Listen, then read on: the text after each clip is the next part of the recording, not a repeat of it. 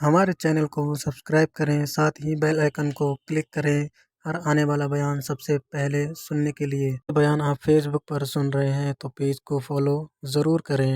شکریہ۔ فاضل بریلوی رحمۃ اللہ علیہ فرماتے ہیں کہ قیامت میں منظر اس طرح کا ہوگا کہ نبی پاک ہمارے آگے آگے چلیں گے اور ہمیں اللہ کی رحمت کی خوشخبری سناتے جائیں گے، اور جب حضور یہ خوشخبریاں سنائیں گے تو حضور کے لبھائے مبارکہ سے پھول گریں گے اور ہم ان کو اٹھاتے جائیں گے۔ فرماتے ہیں خود تو وہ تھوڑی دیر کے لیے روئیں گے اللہ کی بارگاہ میں کہ یا اللہ انہیں معاف کر دے، خود روئیں گے لیکن ہمیں ہنسا دیں گے۔ پیش حق مجدہ شفاعت کا سناتے جائیں گے، آپ روتے جائیں گے پر ہم کو ہنساتے جائیں گے۔ اور باغ جنت میں محمد صلی اللہ تعالیٰ علیہ وسلم، باغ جنت میں محمد مسکراتے جائیں گے، پھول رحمت کے گریں گے ہم اٹھاتے جائیں گے۔ حشر تک ڈالیں گے ہم پیدائش مولا کی دھوم، اور مثل فارس نجد کے قلعے گراتے جائیں گے۔ اور کیا ذوق بیان کیا، فرمانے لگے خاک ہو جائیں عدو جل کر مگر ہم تو رضا، دم میں جب تک دم ہے ذکر ان کا سناتے جائیں گے۔ جب تک سانسوں کی ڈوری چل رہی ہے، دم میں جب تک دم ہے ذکر ان کا سناتے جائیں گے۔ اللہ تبارک و تعالیٰ نے ہمارے محبوب کریم علیہ السلام کو دنیا میں بھیجا تو فرمایا یا ایھا الناس قد جاءکم برہان من ربکم، اے لوگو تمہارے پاس تمہارے رب کی دلیل آ گئی ہے۔ اللہ تبارک و تعالیٰ نے محبوب پاک علیہ السلام کو سراپا دلیل بنا کے بھیجا۔ باقی انبیاء کرام علیہم السلام کے پاس بھی اپنی نبوت کے دلائل کے طور پر بے شمار معجزات تھے، اور حضور کریم علیہ السلام کے تو پورے وجود کو ہی اللہ نے معجزہ بنایا ہے۔ اور نبی پاک صلی اللہ تعالیٰ علیہ وآلہ وسلم کی نبوت کی دلیلیں، حضور کے رسالت کے مستحکم دلائل جگہ جگہ آپ کو ملیں گے۔ سب سے پہلی چیز تو یہ سمجھنے والی ہے کہ نبی پاک علیہ السلام نے جس چیز کو سب سے پہلے اپنی نبوت کی دلیل کے طور پر بیان فرمایا وہ حضور کا کردار ہے، سیرت ہے، عمل ہے، حضور کا لوگوں کے ساتھ رویہ ہے۔ نبی پاک علیہ السلام کی تبلیغ کے 3 دور ہیں۔ ایک تو حضور نے اپنے قول سے تبلیغ فرمائی ہے، وہ 40 سال کی عمر سے محبوب نے اعلان فرمایا اور تبلیغ کی۔ اور ایک نبی پاک صلی اللہ تعالیٰ علیہ وسلم بالواسطہ حضور کی تبلیغ ہے جو آج تک جاری ہے۔ امت کے علماء، مشائخ، مبلغین حضور کے دین کو آگے پھیلا رہے ہیں، تو دراصل یہ بھی تبلیغ رسول پاک علیہ السلام ہی کی تبلیغ۔ اور ایک حضور کی تبلیغ کا دور ہے، حضور کی پیدائش سے لے کر ولادت مبارکہ سے لے کر حضور علیہ السلام کے اعلان نبوت تک۔ اس دوران نبی پاک نے جو تبلیغ فرمائی ہے وہ اپنے کردار سے فرمائی ہے۔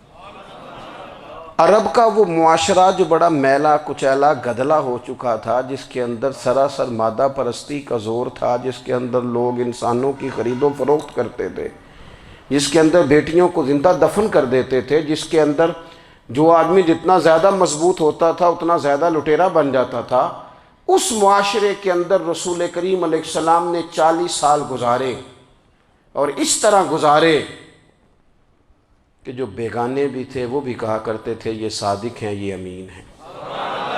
اور جب حضور نے اعلان نبوت کیا تو فرمایا، یہ قرآن مجید کے لفظ ہے، فرمایا فَقَدْ لَبِثْتُ فِيكُمْ عُمَرًا مِّن قَبْلِهِ أَفَلَا تَعْقِلُونَ، میں تمہارے بیچ عمر کا ایک حصہ گزار چکا ہوں، تمہیں عقل نہیں ہے، شعور نہیں ہے۔ نبی کریم علیہ السلام نے اپنے کردار کو، اپنے عمل کو اپنی نبوت کی دلیل کے طور پر بیان فرمایا۔ وہ تو حضرت حلیمہ بھی فرماتی ہیں جب میں نبی کریم علیہ السلام کو اپنے گھر لے گئی تو میرا اپنا بچہ بھی دودھ پیتا تھا، 2 میرے بیٹے ہو گئے، ایک میری یہ نسبی اولاد اور حضور میری رضائی اولاد۔ تو کہتی ہیں جب میں کریم محبوب علیہ السلام کو اپنے سینے سے لگاتی تھی تو حضور میرے ایک پستان سے دودھ پیتے تھے اور دوسرا اپنے بھائی کے لیے چھوڑ دیا کرتے تھے۔ یہاں سے رسول کریم علیہ الصلوۃ والسلام نے کردار کے ذریعے تبلیغ اور پھر اعلان نبوت سے پہلے ایک تنظیم عرب کے جوانوں پر، عرب کے سرداروں پر مشتمل بنائی گئی، جس میں نبی کریم علیہ الصلوۃ والسلام نے بڑا حصہ لیا سرکار نے، اور بڑے اہم لوگوں کو شعور حضور نے عطا فرمائے۔ وہ اس جماعت کا فیصلہ تھا کہ ہم سارے جوان، سارے بڑے لوگ ملیں گے۔ یہ حضور کے اعلان نبوت سے پہلے کی بات ہے۔ ہم بڑے لوگ ملیں گے، کسی بڑے کو کسی چھوٹے پر ظلم نہیں کرنے دیں گے، کسی آدمی کو کسی غریب کا حق نہیں کھانے دیں گے۔ حضور علیہ السلام نے نا اپنی کردار سے، اپنے عمل سے، اور آپ کا جو عمل ہوتا ہے نا وہ اصل ہوتا ہے۔ ایک ہوتا ہے آپ کوئی بات کرتے ہیں اور ایک ہوتا ہے کہ آپ کوئی عمل کرتے ہیں۔ آپ جب عمل کرتے ہیں تو عمل کے ذریعے بھی لوگوں تک بات پہنچتی ہے کہ دراصل آپ کا اٹھنا بیٹھنا چلنا پھرنا کیا ہے۔ میرے رسول کریم علیہ الصلوۃ والسلام کا اٹھنا بھی ایک نبی کا، بیٹھنا بھی ایک نبی کا، بات کرنا بھی ایک نبی کا، معاملات زندگی کرنا بھی ایک نبی کا، لین دین کرنا بھی ایک نبی کا۔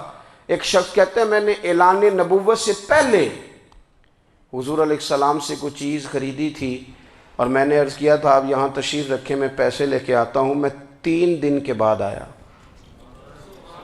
دیکھو یہ بات کرنی کتنی آسان ہے، بولنی کتنی آسان ہے، پر 3 دن یہاں میرے بھائی کو کسی شخص کو 2 گھنٹے انتظار کرنا پڑ جائے تو لوگ کہتے ہیں الانتظار اشد من القتل۔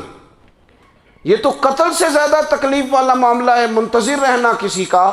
کہتے 3 دن کے بعد میں آیا تو میرے رسول کریم وہیں تشریف فرمایا۔ بس اتنا فرمایا یار تم نے مجھے بڑی تکلیف میں ڈال دیا، 3 دن ہو گئے یہاں رکے ہوئے۔ تو حضور نے اپنے کردار کو، اپنے عمل کو، اپنے معاملات کو سب سے پہلے اپنی نبوت کی دلیل کے طور پر پیش کیا۔ کسی نے کیا خوب کہا تھا کہ جو تیری جان کے دشمن ہیں وہ بھی کہتے ہیں، وہ جو تیری جان کے دشمن ہیں، بظاہر تو آئے ہیں نا ہجرت کی رات جان لے لے، لیکن امانتیں حضور کے گھر میں رکھی ہوئی ہیں، امانتیں کاشانہ نور پہ پڑی ہیں۔ وہ جو تیری جان کے دشمن ہیں وہ بھی کہتے ہیں کہ امین تو ہے اور صداقت کی آبرو تو ہے، امین بھی تو ہے، صداقت کی آبرو تو ہے۔ تو پہلے کردار، پھر دوسری بات، اللہ تعالیٰ نے اپنے محبوب علیہ الصلوۃ والسلام کو اپنا مطلق نائب بنا کر، اپنا محبوب اعظم بنا کر، ویسے ہی سارے انسانوں کے بارے میں کہا وَإِذْ قَالَ رَبُّكَ لِلْمَلَائِكَةِ إِنِّي جَاعِلٌ فِي الْأَرْضِ خلیفہ، میں زمین میں اپنا نائب بنانے والا ہوں۔ لیکن حضور علیہ السلام تو محبوب ہے نا، حضور کی نیابت تو محبوبیت کے درجے پر فائز ہے۔ تو رسول پاک کو رب کریم نے اس طرح کا بنا کے بھیجا کہ حضرت عبداللہ ابن رواحہ رضی اللہ تعالیٰ عنہ بیان فرماتے ہیں کہ اگر حضور کوئی معجزہ نہ بھی دکھاتے، نبی کریم علیہ السلام سے کوئی اعجاز لوگ نہ بھی دیکھتے، تو محبوب کا تو چہرہ ہی اس طرح کا تھا، لوگوں نے دیکھتے جانا تھا اور کلمہ پڑھتے جانا تھا۔ لیکن باوجود اس کے میرے رسول پاک کا اعجاز یہ ہے، کمال یہ ہے کہ حضور کبھی اشارہ کر دیں تو چاند 2 ٹکڑے ہو جائے، کبھی دعا مانگ دیں تو ڈوبا ہوا سورج واپس آ جائے، کبھی محبوب گزرنے لگیں تو پتھر آپ پر سلام پڑے، کبھی حضور پہاڑ پر چڑھ جائیں تو پہاڑ وجد میں آ کر جھومنے لگیں۔ محبوب کا کبھی نماز پڑھاتے ارادہ بن جائے تو اللہ تعالیٰ قبلے کا رخ ہی تبدیل فرما دے۔ کیا خوبصورت سوچ ہے اور کیا نظریہ دیتے ہیں بریلی کے امام۔ فرماتے ہیں اجابت کا جوڑا عنایت کا صحرا، دلہن بن کے نکلی دعائے محمد، اور اجابت نے جھک کر گلے سے لگایا بڑی ناز سے جب دعائے محمد۔ دیکھو خدا کی رضا چاہتے ہیں دو عالم، خدا چاہتا ہے رضائے محمد صلی اللہ تعالی علیہ وسلم۔ اور ایک مقام پہ فرماتے ہیں نائب دست قدرت پہ لاکھوں سلام، نائب دست قدرت پہ لاکھوں سلام۔ تو اللہ تعالیٰ نے نبی پاک صلی اللہ تعالی علیہ وسلم کو جو اعجاز۔ پھر ایک اور بات، حضور امی ہیں، دنیا میں آ کر محبوب نے کسی سے پڑھا ہی نہیں۔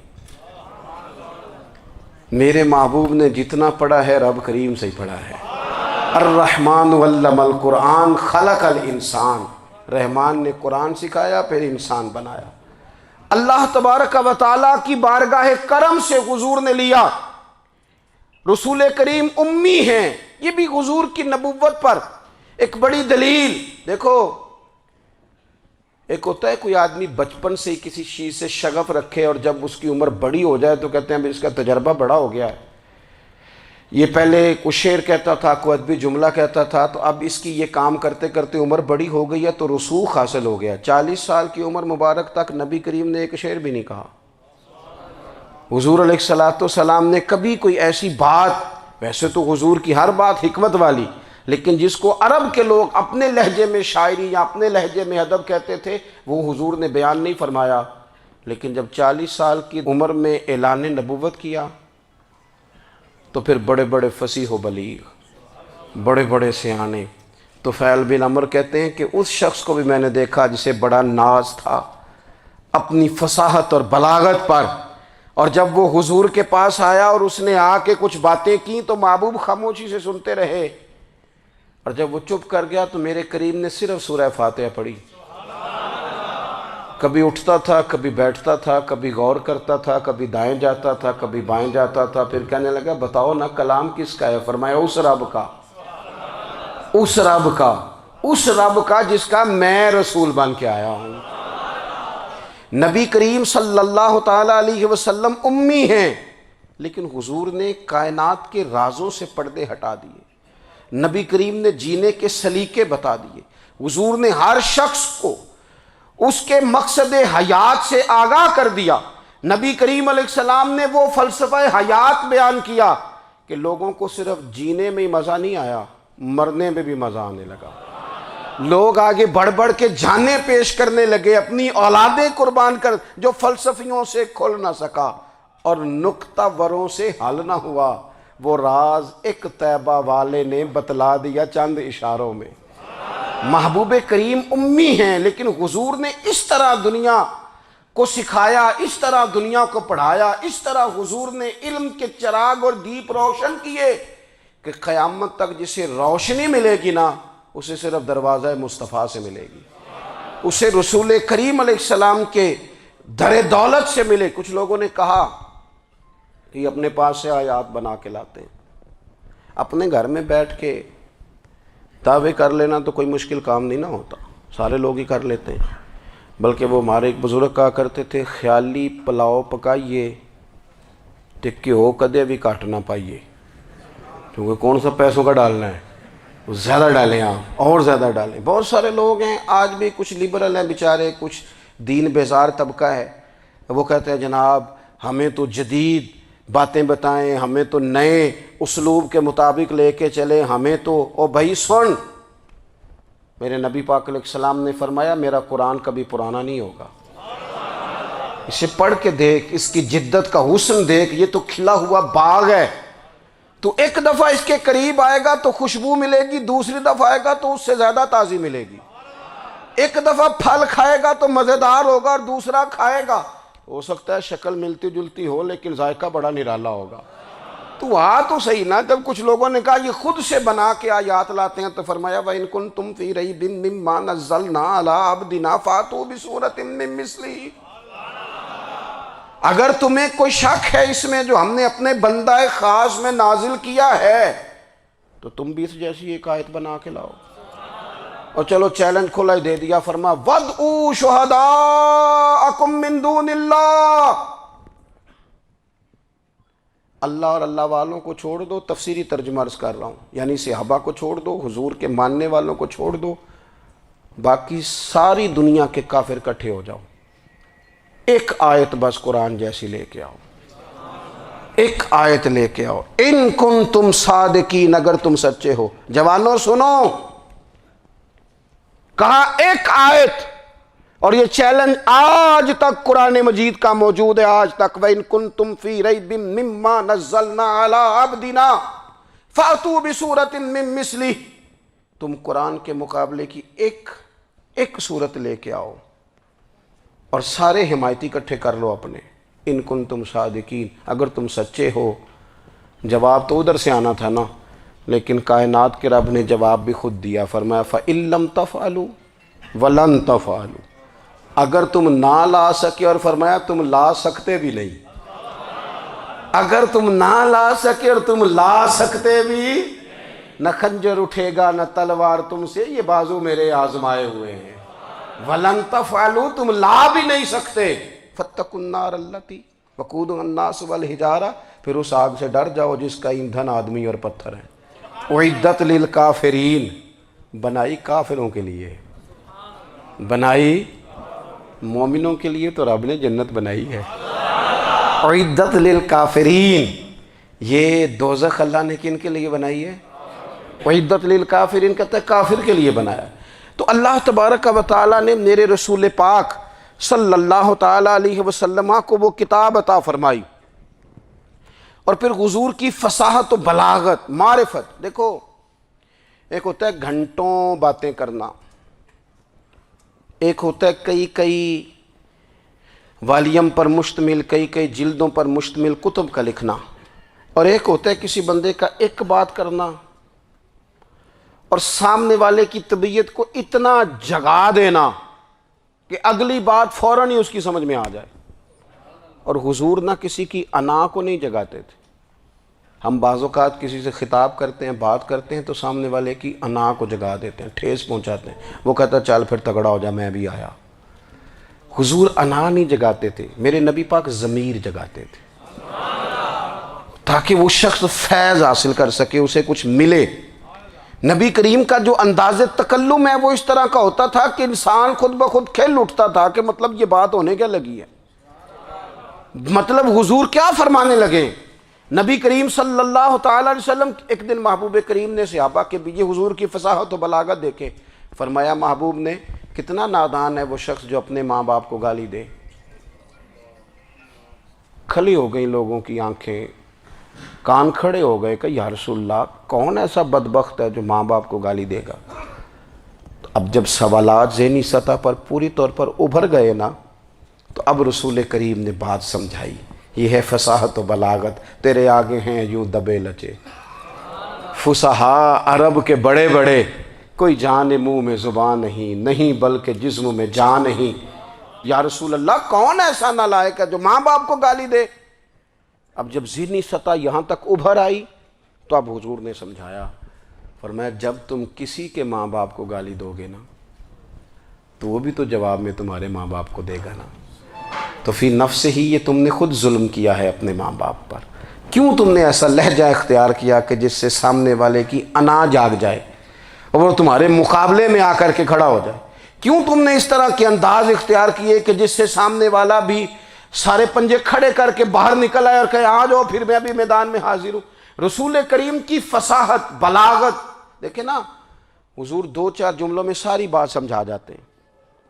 ایک حدیث پاک اگر ہماری سمجھ میں آ جائے، ایک روایت، نبی پاک صلی اللہ تعالیٰ علیہ وسلم نے فرمایا خوبصورت مسلمان وہ ہے جو بے مقصد باتوں کو چھوڑ دے۔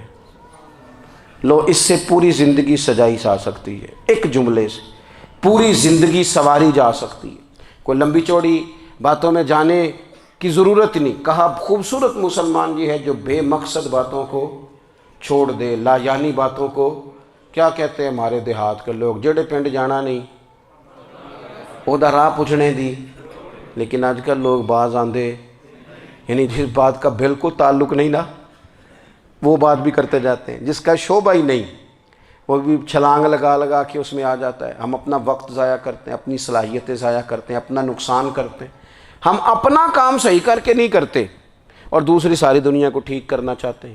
او بھائی آپ جس جگہ جس شعبے سے تعلق رکھتے ہیں آپ اپنے معاملات میں مضبوطی پیدا کریں۔ حضور نے اپنی فصاحت کے ساتھ بلاغت کے ساتھ لوگوں کو قائل کیا، اور قرآن مجید کی تاثیر کا یہ اثر میرے کریم رسول نے دکھایا کہ رات کو جب حضور بیٹھ کے قرآن پاک پڑھتے تھے نا،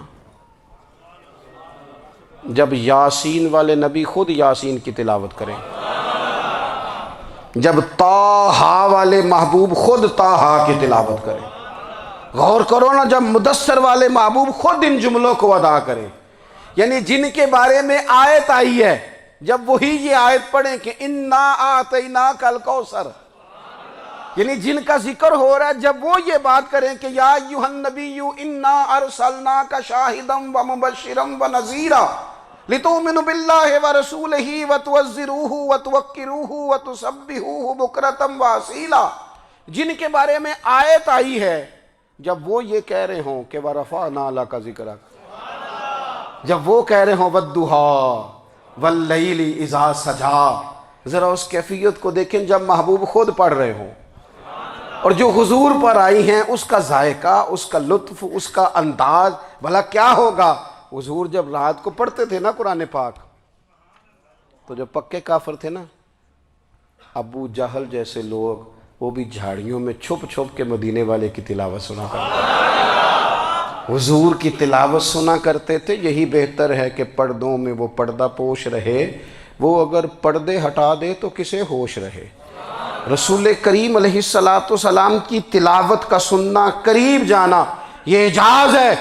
حضرت فاروق اعظم کہتے ہیں میں طبیعت کا بڑا ڈاڈا تھا، مزاج کا بڑا سخت تھا، زندگی ہمیشہ ڈٹ کر گزاری، باتوں پر کھڑا رہنا آتا تھا، پر جب میری بہن نے مجھے چند آیتیں سنائی نا تو میں تڑپ ہی گیا۔ گھروں آیا سا مار مقامنے نو، ہن مینو مار دے لے چلو، اوے متے عمر دی عمر برباد ہو جائے جتھے عمر سوار دے لے چلو۔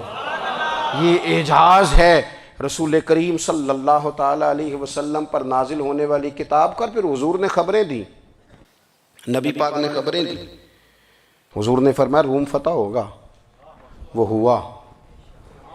نبی کریم علیہ السلام نے فرمایا شام فتح ہوگا، تو شام فتح ہوا۔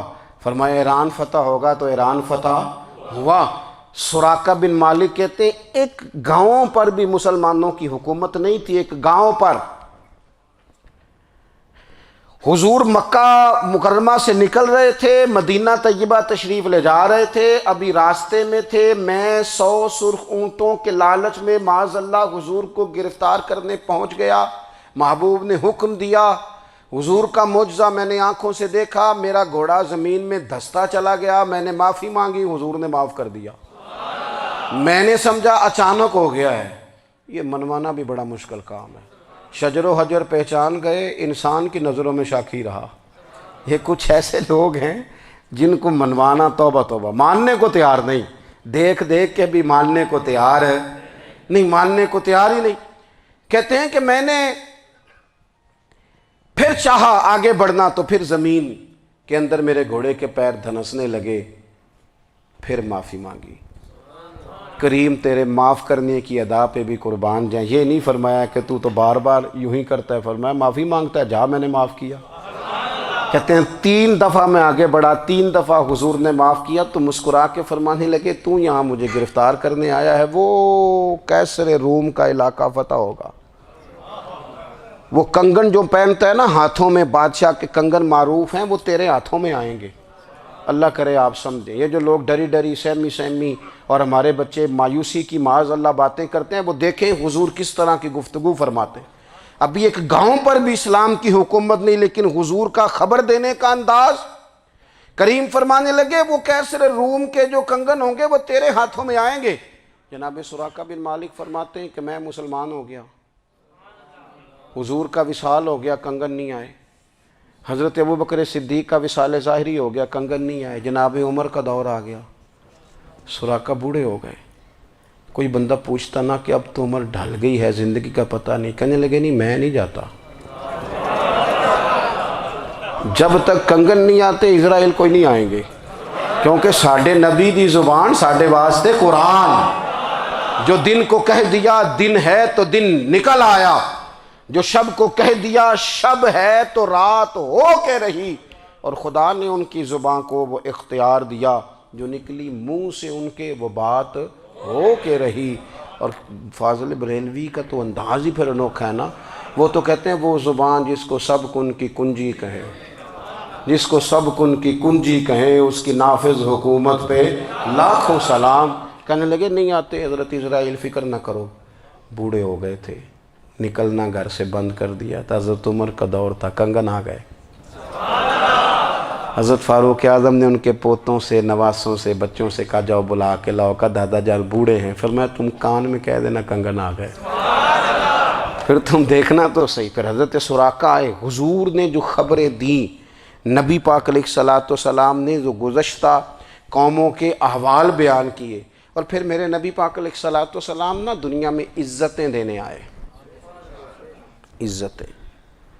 یہ مزاج ہمیں کم کرنا چاہیے، یہ جو ہم ساری زندگی اس کام میں لگا دیتے نا، کسی کو نیچا کیسے دکھانا ہے، یہ انداز حضور نے نہیں ہمیں دیا۔ آپ دیکھو حضور تشریف لائے تو ہمیں پتہ چلا کہ حضرت یوسف جیسا سونا کوئی نہیں، حضور تشریف لائے تو ہمیں پتہ چلا کہ حضرت داؤد جیسی خوبصورت آواز کسی کی نہیں، حضور تشریف لائے تو ہمیں پتہ چلا کہ جناب عیسیٰ علیہ السلام کا فقر اختیاری کس طرح کا تھا، محبوب تشریف لائے تو ہمیں پتہ چلا کہ حضرت موسیٰ کا جلال کس طرح کا تھا۔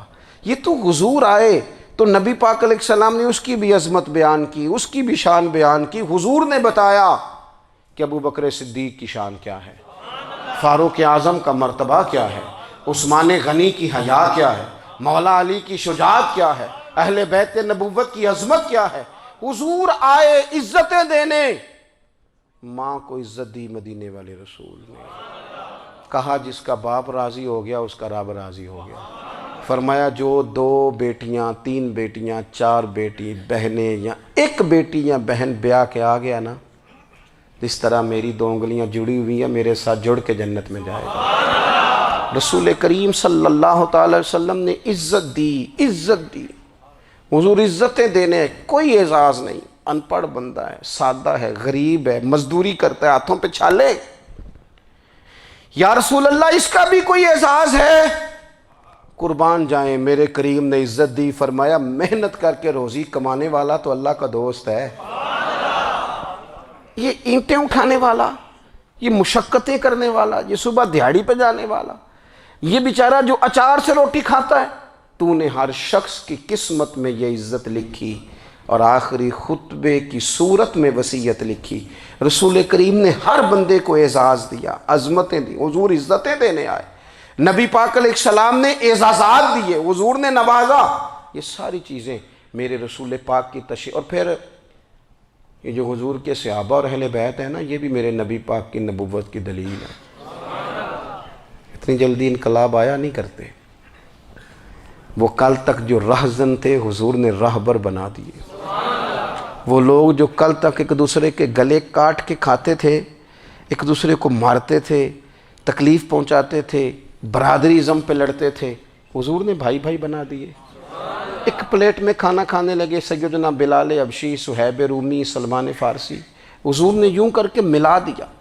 نبی کریم علیہ السلام نے تقسیمیں ختم کر دی دنیا میں، حضور کہ صحابہ نے اپنا کردار اس طرح کا دکھایا، اتنا بلند کیا، اور صحابہ کرام علیہم رضوان اس کو دیکھ کر اتنی بلندیوں پہ گئے کہ گواہیاں اللہ کا قرآن دیتا ہے۔ فرمایا محمد الرسول اللہ والذین معہ اشداء علی الکفار رحماء بینہم تراہم رکعا سجدا یبتغون فضلا من اللہ ورضوانا۔ فرمایا یہ جو میرے محبوب کے ساتھ والے ہیں کافروں پر سخت ہیں، آپس میں نرم دل ہیں، تم جب بھی انہیں دیکھو گے سجدے کرتے دیکھو گے، رکوع کرتے دیکھو گے، تم انہیں دیکھو گے اللہ کی رضا کے متلاشی ہیں۔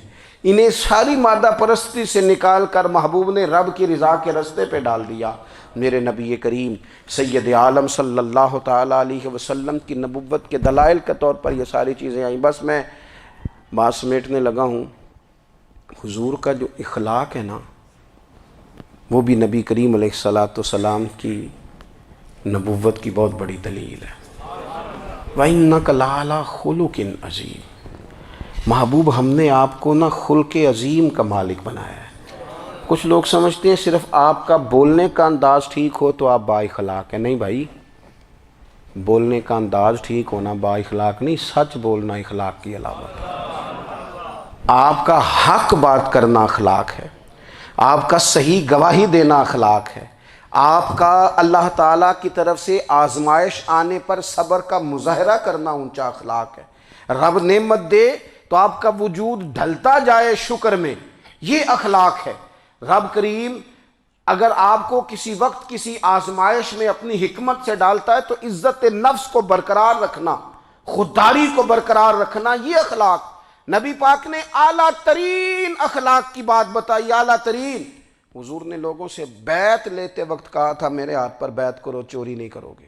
نبی پاک علیہ السلام نے مختلف امور پر بیعت لی۔ حضرت حکیم بن حزام کہتے ہیں حضور نے میرے ہاتھ پہ ہاتھ رکھ کے کہا میرے ہاتھ پہ ہاتھ رکھ کے بیعت کرو کہ کسی دنیا دار سے سوال نہیں کرو گے، خودداری سے زندگی گزارو گے، عزت نفس سے۔ جو رب نے تمہیں دیا ہے تم اس پر راضی رہو گے۔ لوگوں کی جیبوں کو ٹٹولنا، دوسروں کی دولتوں پہ راج کرنا، دوسروں کے مال پر نگاہیں ڈالنا اللہ کے حبیب نے پسند نہیں فرمایا۔ فرمایا بیعت کرو کہ تم کبھی کسی سے سوال نہیں کرو گے۔ حد ہو گئی۔ نبھانے والوں نے پھر اس عہد کو نبھایا اور کمال کر دی۔ حضرت حکیم بن حزام گھوڑے پہ بیٹھے تھے، ہاتھ میں درہ تھا، وہ زمین پہ گر گیا، قریب غلام کھڑا تھا۔